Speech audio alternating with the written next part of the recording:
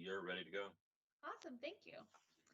All right, in the absence of both Erin and Christine, our chair and vice chair, I'm going to go ahead and call this August meeting of the Sherwood Senior Advisory Board to order.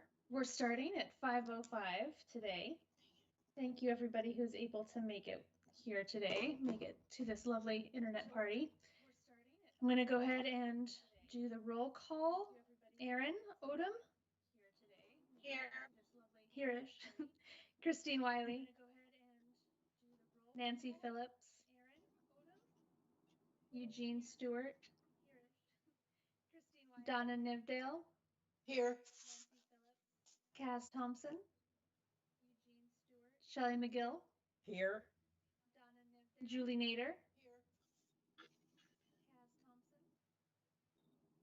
Here. Julie, on mute. Yes. Yes, I was. I see you there. And Diane Snyder. Renee Brow said that she was going to be a little late today, but she will be trying to make it. Christian Schweitzer.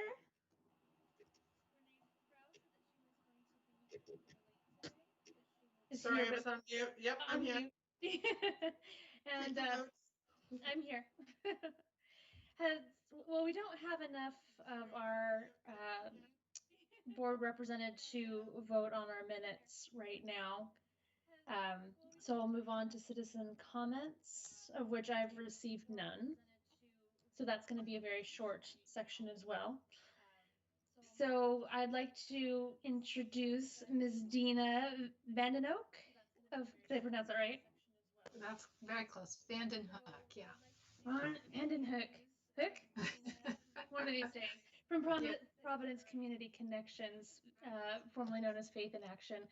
We work together a lot at the Senior Center because she oversees the Strong for Life exercise program that we, in the center, we do every Tuesday and Thursday, and right now on the internet, we do every Monday and Thursday morning as well. They do a whole host of various other things, which I will turn the floor over to you, Dina, so you can tell us all about what you do in our community. Okay. Well, I'll do my little PowerPoint. I'll try to share my screen here with you guys.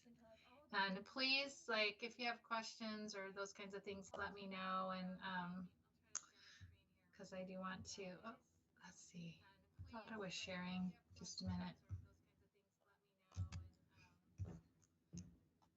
Here we go.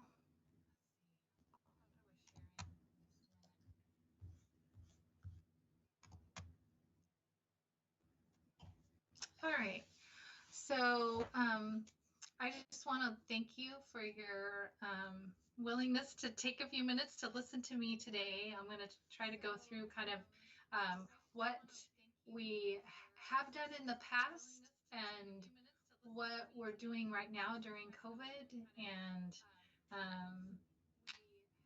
we'll see how it all ends up eventually. So I really am so grateful for Maya and those of you who support Community Connections and Faith in Action. We all, myself and my two colleagues, live here in Newburgh and Sherwood and are deeply committed to making our communities better for seniors and children experiencing disabilities. As Maya said, my name is Dina Vandenhoek, and I've worked for Providence for 15 years. I coordinate the Strong for Life program, work alongside Jill Mayer to coordinate the volunteer caregiving program and support Stefan Panson in the Family Friends program. I love working with these colleagues, awesome partners like Maya and the older adults and children that we serve. They've taught me so much about, I would say, overcoming challenges with humor and gratitude, and it makes me want to get up and come to work every day. So why Community Connections and Faith in Action? Kind of both before COVID and now. Really, our program was started about over 20 years ago to help older adults maintain independence in their homes for as long as possible. And I think what happened is along the way, we also realized that what we provide is an important link to safe people who provide both the friendship, both friendship and a connection to somebody in the in the neighborhood, along with a ride to a doctor's office or a grocery store, or having someone show up and help them around the house or with their yard. You may have heard some of the research around loneliness prior to COVID. I really was surprised when I started looking into this. I was surprised to learn that loneliness is as dangerous as smoking 15 cigarettes a day. There's also research that says that there's a 60% increase in loss of independence and a 45% increase of risk of death when people are most lonely. So I think it's super important that we do all the things that we can to help people stay connected, both before COVID and now, even more so. It's just an important thing to be aware of, since it has such a direct impact on our health and well-being, regardless of our age. A couple of things that we have been doing since COVID that just to be intentional about addressing this. So right after COVID began, we called through all the recipients on our list and had about 40 people say that they were interested in friendly phone calls. So we matched them up with volunteers who call them weekly or monthly, kind of whatever they requested, just to have somebody have a friendly, have a friendly voice and somebody checking in on people, on them. And then, so that's,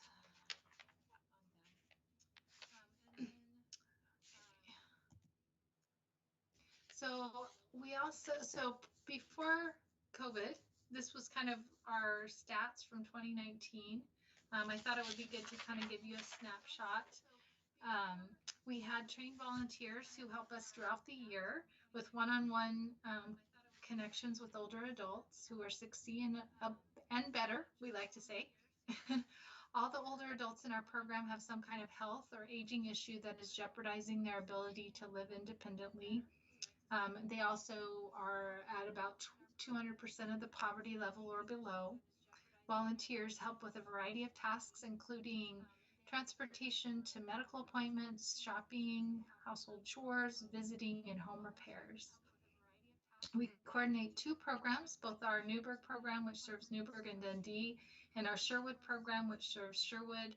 We serve along the corridor to the 99W corridor toward King City and Summerfield. Last year in our Sherwood program, volunteers helped 74 older adults and provided 1,380 hours of service. This equaled 551 requests, and interestingly, 271 of those requests were a ride to the doctor or for shopping. Volunteers provide transportation using their own car and provide door-to-door service to our older adults, waiting for them until their appointment is done and giving them a ride home. Appointments are local or to Portland area hospitals or clinics. So during COVID, like I said, we've been doing some friendly phone calling. We also, so I should say, to preface this, so once COVID began, we stopped all our volunteer and recipient face-to-face services in order to keep everyone safe. So instead of volunteers providing transportation to medical appointments and to the grocery store, staff took this on. We didn't transport that. We transported people to appointments, but we took on shopping for them, not taking them to the store. We encouraged people to reschedule where they could and began taking well people to their medically necessary appointments. And for the first part of COVID, that primarily macular degeneration appointments, which are super important to have on a regular schedule in order to keep their eyesight. And those who didn't have other options, we began to shop for, pick up food boxes and deliver them. And then we referred everyone we could to Maya and the Meals on Wheels, those that were appropriate for your area. We've recruited volunteers to write and drop off at our office encouragement letters. And so far, 74 cards were delivered to our office and have either been mailed or delivered to older adults. I don't know if you can see the picture in the middle with the little flowers. Those were done by some elementary school children. And they were too thick to put through the mail. So we hand delivered those, which was, we put on our masks and our gloves, and it gave us a really lovely opportunity to connect with some folks. So, and one of those things that was, it was really touching to me because we were able then to see, some people are doing okay and other people just were super happy to have a friendly chat. And then we had a couple people who just sort of burst into tears, like they were just kind of like they hadn't seen anybody for a long time and they were feeling so isolated, and us just showing up was a really important connection for them in that moment. So we'll probably continue to do some of that as this goes on. Right now, it seems like people are kind of engaged outside a little bit more, but as things get darker and rainier, we'll work on looking for ways to connect with people like that. I wanted to also, another thing that happened, which was kind of cool, was this gal here that's in the mask is Tiana, and she has a friend named Lisa Olin, who Harris, I believe, who donated who is an author here in Newburgh. And so Lisa's had donated 10 of her books to our older adults, and she put them in these gift bags, and then Tiana took the bags and delivered the books to people on service, which I thought was really sweet. And then the other thing, I wanted to share one of the notes. So one of our recipients called the office and just told us how meaningful one of the cards that we had delivered was. And she just expressed how hard it's been to be, in her home all the time by herself. And so she's keeping this card by her bedside, and it actually ended up being a card that Tiana had written to her, because she read us the note. And so I want to read what Tiana wrote because it was such a beautiful message, and I think all of us could, I don't know, I need to hear it sometimes myself. Tiana wrote, even when hard times come, there is always something that reminds me to hope. So may this note be a reminder for you, a reminder to make space to laugh, to take time to cry, to love yourself extra special on difficult days, and to look for the traces of beauty all around and even inside of you. So I just think that's good encouragement, and it's so cool what volunteers kind of come up with out of their own heart. The other thing that we are doing starting this month is we've been given clearance to have volunteers shop for people. So I've matched one, and we've got a second one that's happening next week. So we will eventually have volunteers who are shopping for individuals and then delivering the food to their on their doorsteps. Again, that way everybody can stay masked and 6 feet away, and we can keep people safe, but also help people who need that service. And that will give us more freedom in terms of transportation space, since we are limited right now to just staff doing driving for folks. And we are doing, just so you know, we are doing more, like not just macular degeneration. As long as people are well, we are taking them to medical and dental appointments. I should also say about that, though, that we're not taking a lot of new recipients. We are putting most people on a waiting list unless we know we have a volunteer that, if there's somebody who just needs shopping for them, or just is interested in friendly visiting or something like that, those are requests that are more easily filled.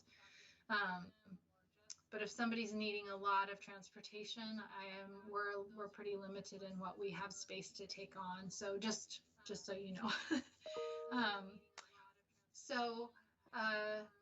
So prior to COVID, we also had volunteers who helped older adults. So I guess I should go back to my notes here. So last year, in addition to our trained one-on-one volunteers, we also coordinated 542 episodic volunteers that helped in both Newburgh and Sherwood. Groups usually help our older adults with bigger outdoor projects like yard work, window washing, or gutter cleaning. Our biggest event normally is our Neighbor to Neighbor Day event shown in the picture there. Neighbor to Neighbor Day is always the second Saturday in May, and each year we have about 230 volunteers who help at 60 to 70 homes in one day. We've also had help on George Fox University Serve Day. Each September, we usually have about 80 students who fan out from Dundee to Tigard to help us with yard work at 35 homes. Other civic and faith-based groups help with yard work throughout the year as well, just depending on what day works for them. So we can coordinate those kinds of things as well. In December, we have volunteers who help us deliver 100 poinsettias to our older adults, visiting with them and spreading holiday cheer. And we've also coordinated the delivery of several groups with food who wanted to distribute food bags during the holidays or other times in the year. When we combine our two programs for 2019, older adults in our Sherwood and Newburgh programs receive 3,351 hours of caring support. And in turn, our program helped to combat loneliness by sending thoughtful and caring volunteers to help 161 older adults. So next slide. So during COVID, we are not, of course, allowed to have large groups gathered. So we've had all of those events have been canceled, but we are coordinating small group volunteers. And so far we have had we've been able to help 7 people. So we've had 7 groups who have either individually or as a small group or a family gone and helped several folks. We have prioritized our seniors who were getting letters from their neighborhood associations kind of threatening their housing, although right now legally no one can be evicted, I think through the end of September, due to some of the orders that have been put in place by the governor. But we are, kind of targeting people that were feeling really anxious about those kinds of notes that they had received. But we do have, we have 8 more people who are on the list, and 7 of those are in Sherwood. So we are actively seeking small groups or folks from Sherwood who would want to help our Sherwood seniors. We're not really sure what's going to emerge on the other side of COVID. Probably not exactly what we had previously, although our mission of helping seniors maintain independence in their homes will not change. However, how we serve older adults will adapt and grow with the need. And as I would love, when I kind of finish up here, I'd love to hear like what needs you guys are seeing that are arising in your circles and in your neighborhood and what you are seeing, because I think we're, wanting to be intentional about, doing things that are really meaningful and helpful for seniors. So like Maya said, I also coordinate the Strong for Life program. And so again, it's another way that we help older adults stay healthy and combat loneliness. This is an evidence-based free peer-led exercise program that focuses on strength, balance, flexibility, and cardio. In February of this year, we had 236 participants attending the Strong for Life program at one of the 18 in-person classes. In Washington County, we had classes meeting at Angel Haven Mobile Park, Southwest Hills Baptist Church in Beaverton, as well as the Sherwood Senior Center in St. Francis here in Sherwood. The other classes are here in Yamhill County. We have created 2 Strong for Life exercise programs with the help of experts, and the latest one was developed by 3 Providence physical therapists. Was filmed in November of 2019, and I was in the middle of introducing it when COVID came along. So like Maya mentioned, so Strong for Life during COVID, of course, we're not meeting in person, but we have 3 Zoom classes that are meeting each week, including the one that Maya and volunteer Chris Luby run for the Sherwood seniors. So that's something just to be excited about and get involved in. One of the things I love about the Zoom classes is that they get online a little bit early and stay on a little bit after, so that there's a time for people to connect and chat. So I think that's an important part of those classes. We also have a free online class that's streamed by, it's hosted by our Providence fitness instructor named Mana, who's awesome. And that can be accessed through the Providence education site. So if that's something you're interested in, let me know. She's doing also a really nice job. It's a pretty small class that meets. And then we also have the exercises posted on the Providence website, so they can be accessed that way as well. And we do have a volunteer who's actually from Sherwood, and I think her picture might be next.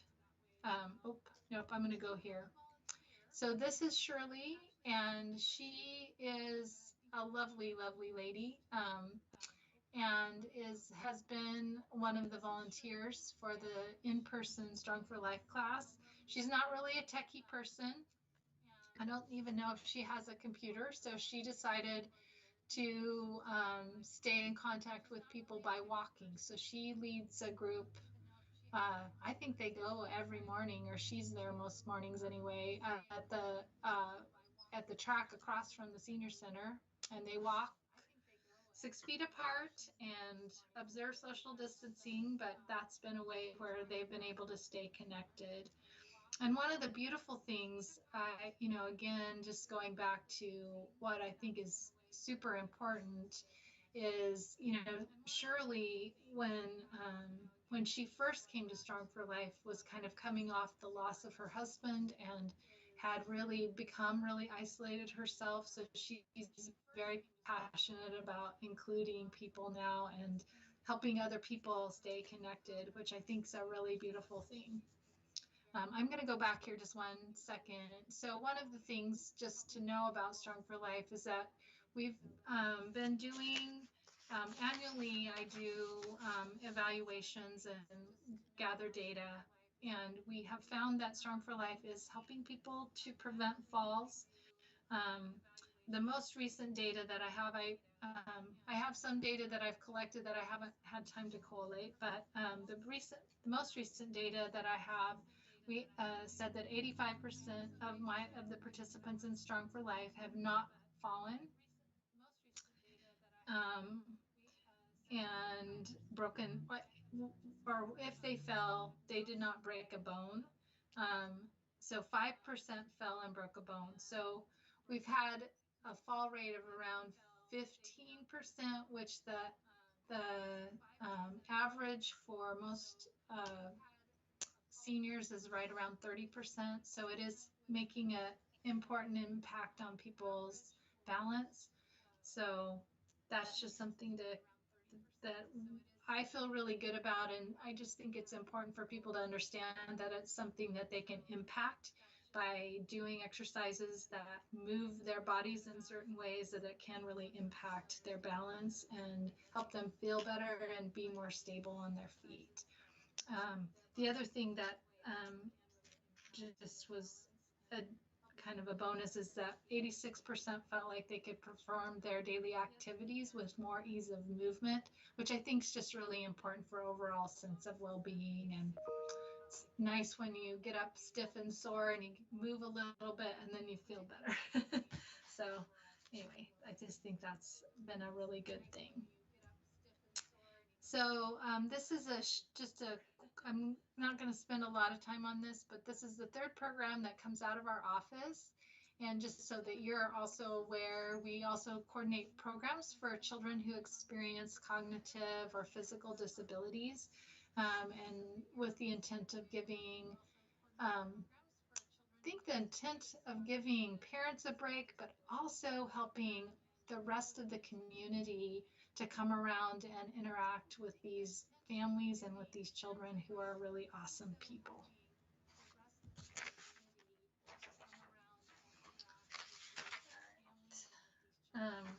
So here, before COVID, these are the things that we were doing in our with our Family Friends program. We had one-on-one mentors.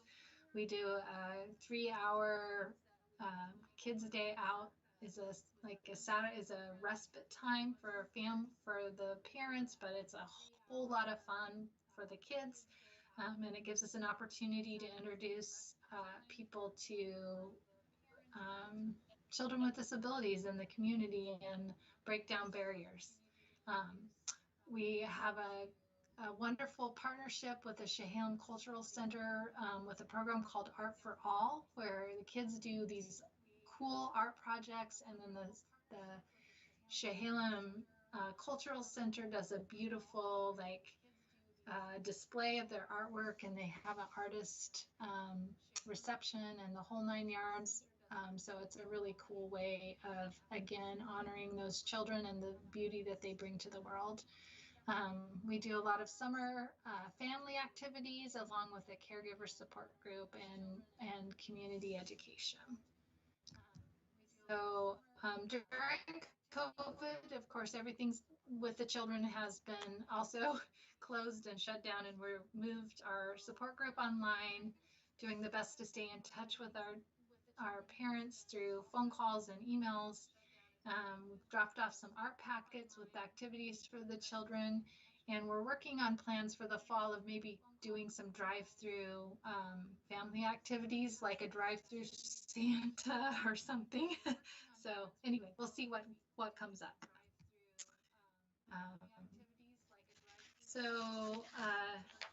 We are really working to develop a network of like-minded community members who are interested in partnering with us and have a heart for older adults and children experiencing disabilities. You know, we love working with Maya and the Sherwood Senior Center, and we're always interested in finding creative and safe ways to support our elders and children during these days. So please, you know, if you have ideas or things that come up, please feel free to reach out.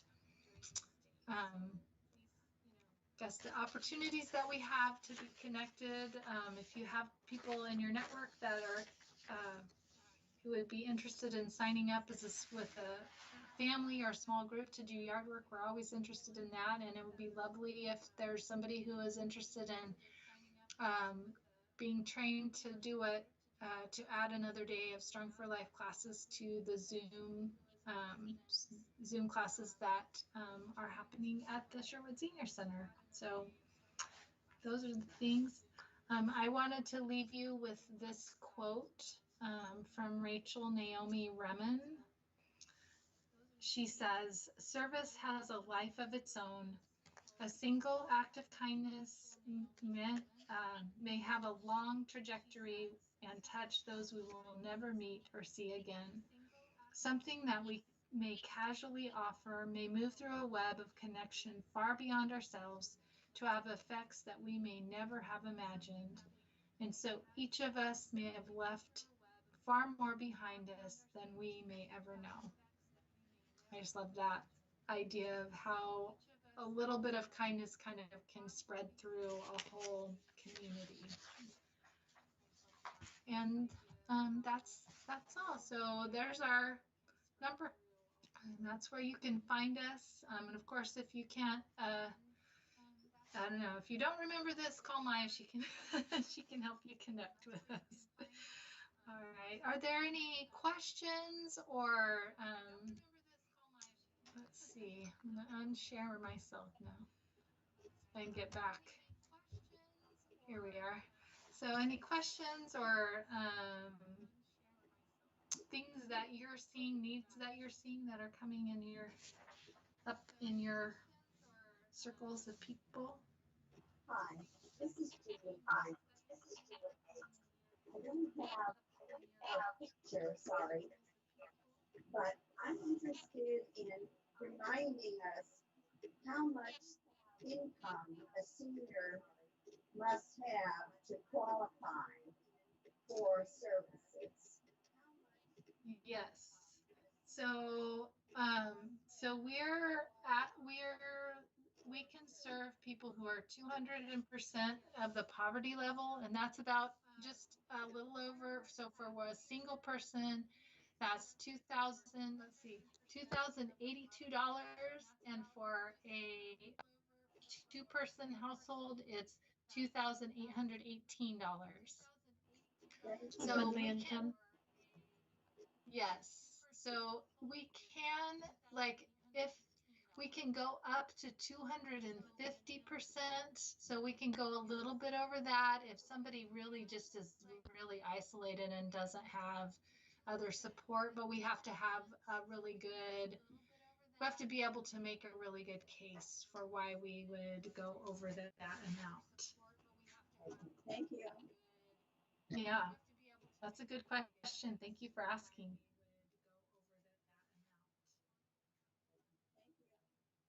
Well, thank you, Dina, for presenting. It was lovely to hear from you.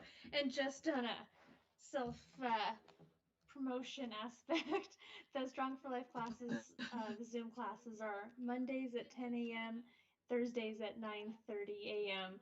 We have a good group of people. They started off with just Sherwood members, and then people have been kind of inviting their friends and family to join.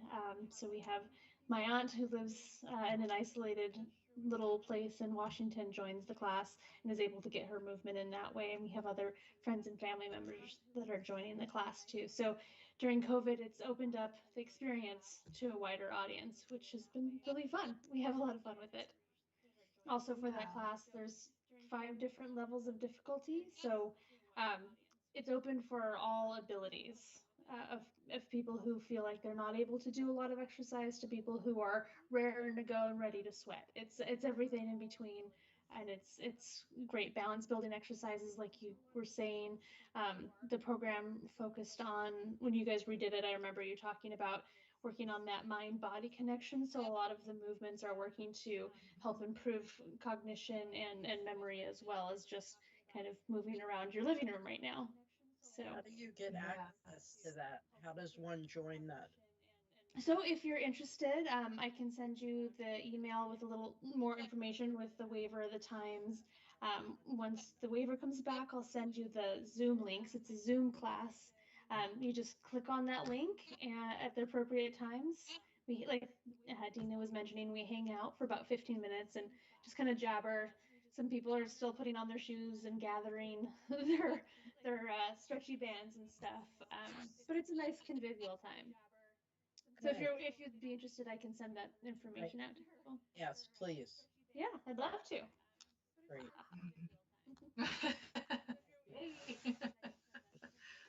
Does anyone else have any questions or comments for Dina? All right. Well, Renee said that she was having problems logging into this, so I don't have any council updates. Kristen, do you know of any updates that might be good to share?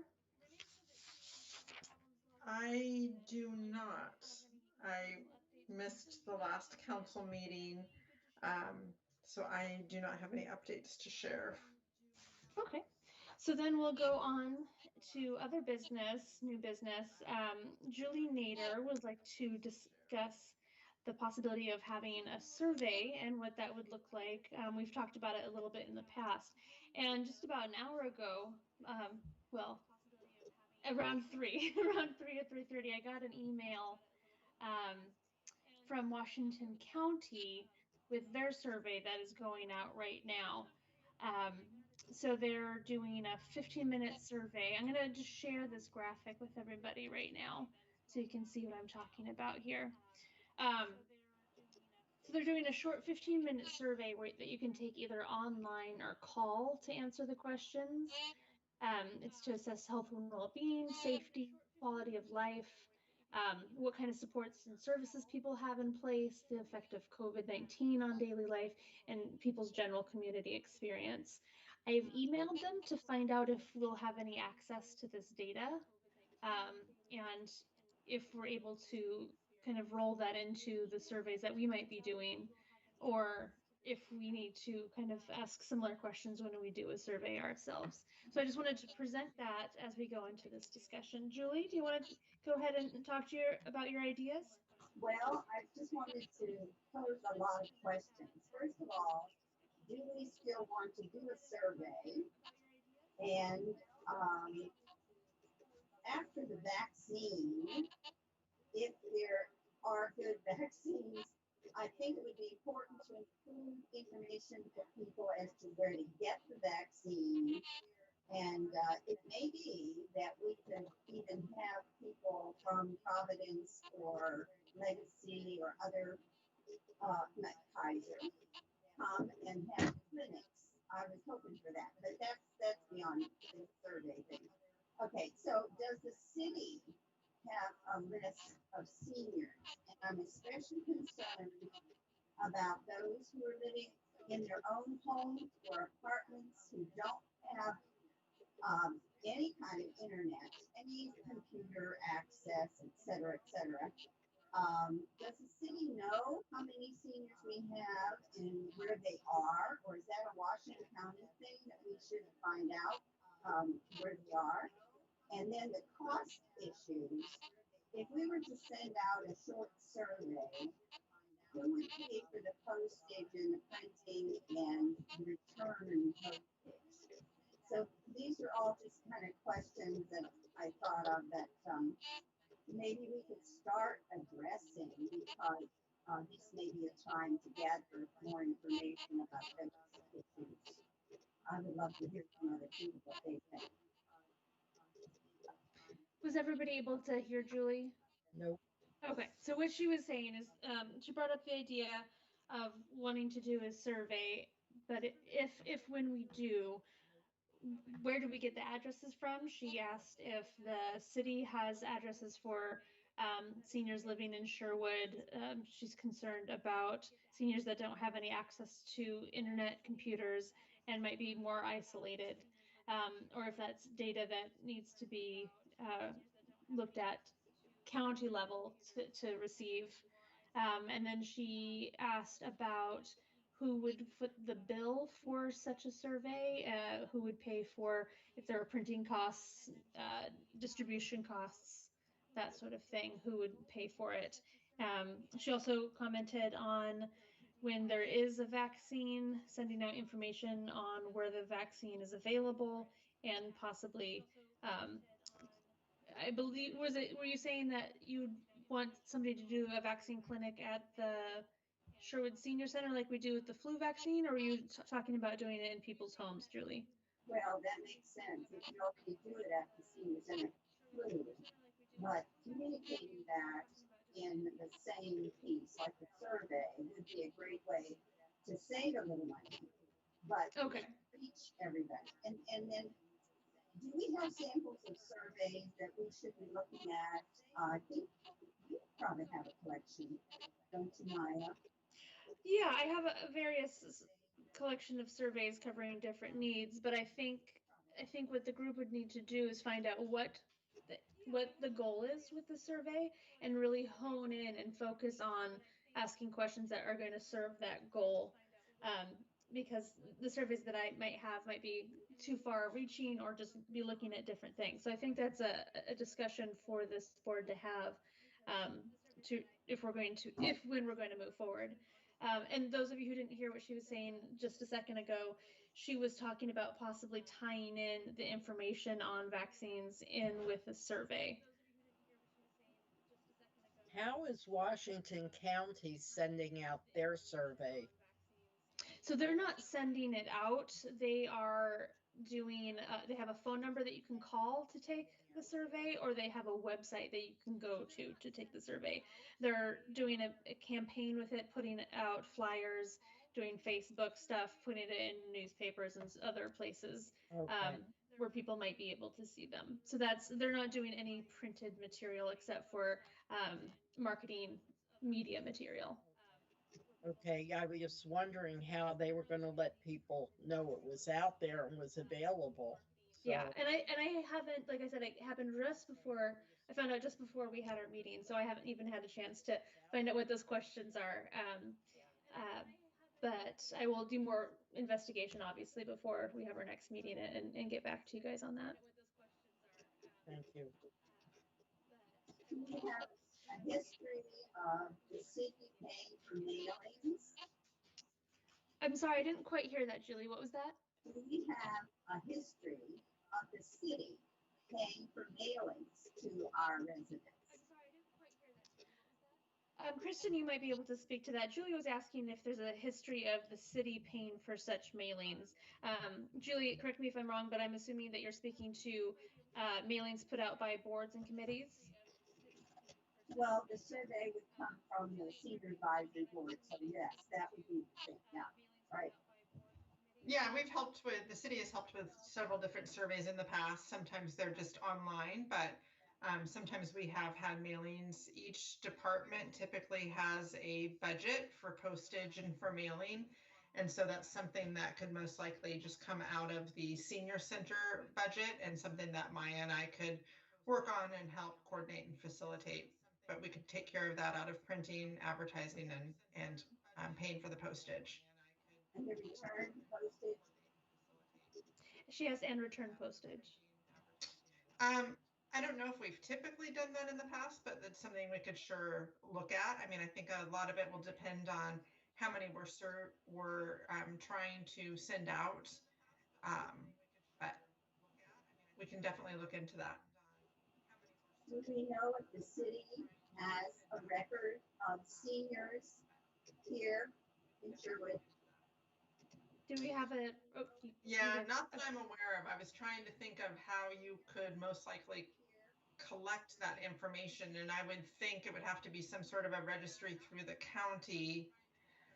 There's nothing that we would have that I can think of that we would be collecting that information for. There's different ways that we can get messaging out. I mean, we can do larger mailings, we can do inserts into the Sherwood Gazette. We've done that before, and they go to everybody. But that's a great way to reach people in a fairly inexpensive way instead of doing a direct mail. We can also look at putting stuff on people's water bills, so they either directing them to the right location, so they would either receive that online or as a physical printout, depending on how they receive their water bill. So there's some different tools that we can utilize to reach out and contact people. How about putting something in the clipper? I wonder what that cost might be. Yeah, and I have done in my past lives, I have done work with the Clipper and advertised and had various items go out with the Clipper. So that's something I could look into too if the board wanted me to. Yeah, I think. I'm not. Go ahead, Julie. I'm not familiar with the Clipper. What is it? Julie was saying that she's not familiar with the Clipper. What is the Clipper?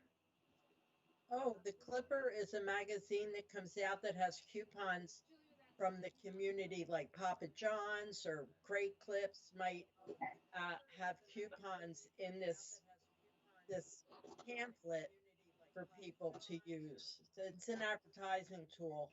Okay, thanks. Yeah, and again, I think.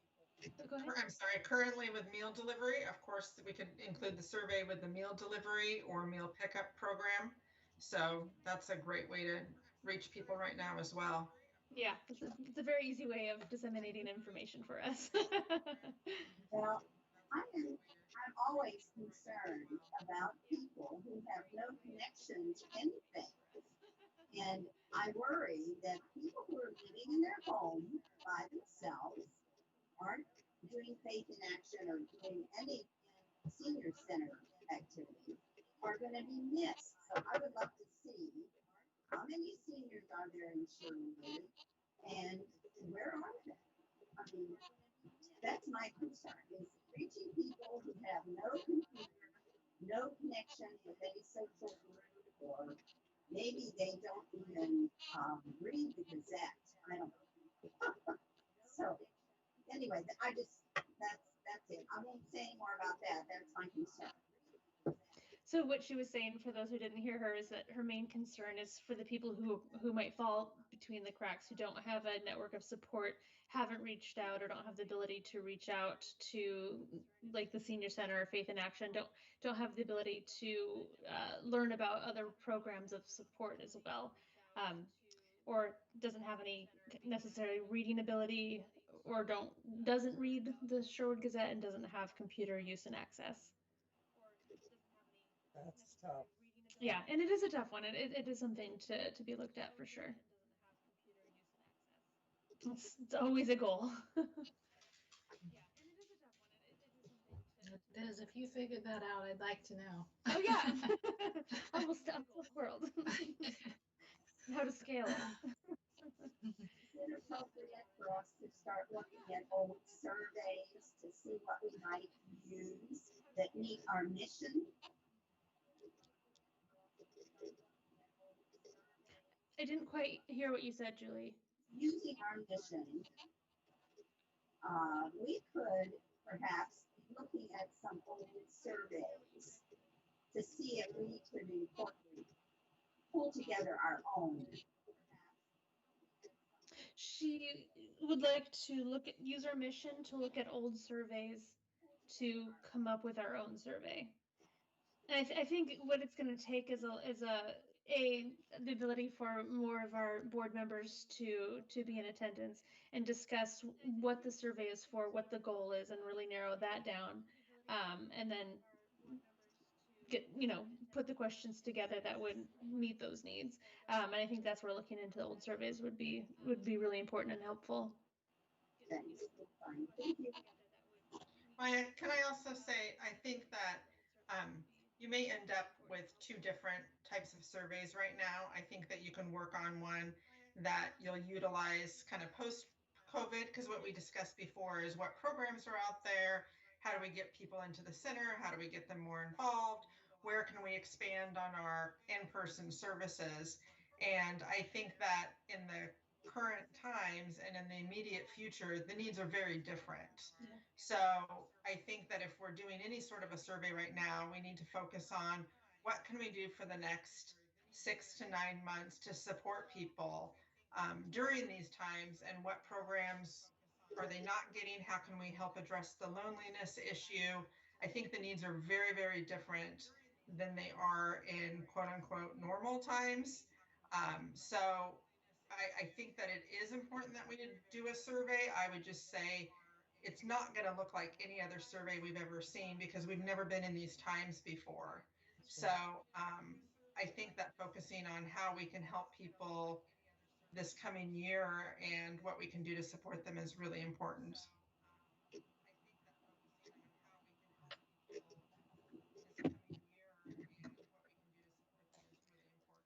Yeah, sorry, that was really loud.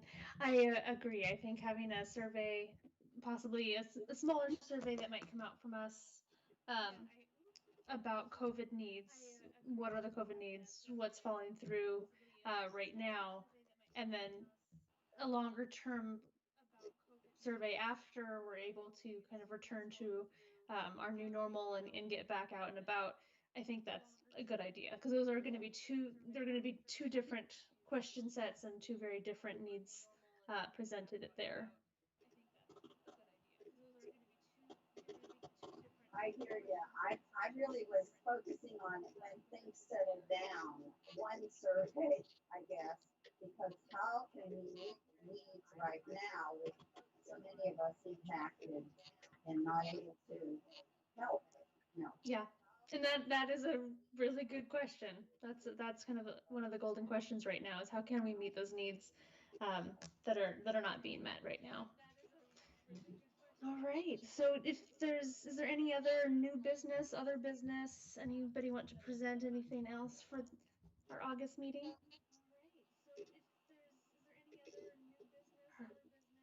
Not hearing the roar, I will assume that that is a no. And I'll entertain a motion to adjourn. I make a motion to adjourn the meeting. I'll second. Wonderful, because you're our cheer to do that right now. So thank you guys. This meeting is adjourned at 5:55 today. I believe our next meeting is September 9th. September 9th at 5 o'clock. Same great place, same great time. Thank you all. Have a wonderful month. If you have any questions or anything that you'd like to discuss in our next meeting, don't hesitate to call or email me. And then, Shelly, I'll go ahead and get that information for Strong for Life to you. Thank you. I appreciate it. You're welcome. Thank you all. Thanks, Tina. Thank you. Bye. Have a nice night.